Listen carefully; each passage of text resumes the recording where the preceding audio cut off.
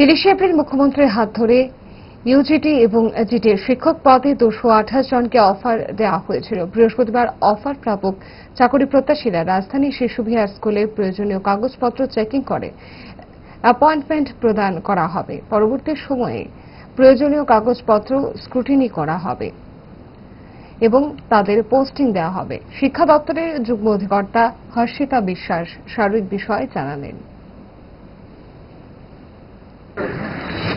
আমাদের elementary education ডিপার্টমেন্টের তরফ থেকে গত 30 এপ্রিল আমাদের মাননীয় মুখ্যমন্ত্রীর হাত ধরে অফার অফ অ্যাপয়েন্টমেন্ট দেওয়া হয়েছিল 228 জন ইউজিটি এবং জিটি ক্যান্ডিডেট। তো ওনাদের আজকে সকলেরই অফার অ্যাকসেপ্টেন্সের আর যে প্রক্রিয়াটা থাকছে সেটা আজকে শিশু বিহার এইচএস স্কুলে আমরা করছি হল করে।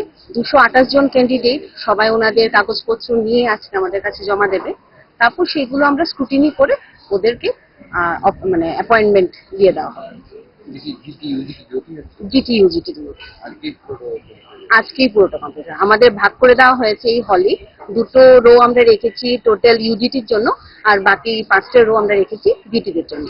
সবারই বসার এখানে যেহেতু একটু গরম কাল, সবাইকে আমরা হলের ভিতরে বসার জন্য অ্যারেঞ্জমেন্ট করে দিয়েছি এবং totally under the supervision of principal sir এবং ওএসডি আমাদের যে রয়েছেন এলিমেন্টারি ডিপার্টমেন্টের তরফ থেকে ওনারা সুপারভিশন করছেন।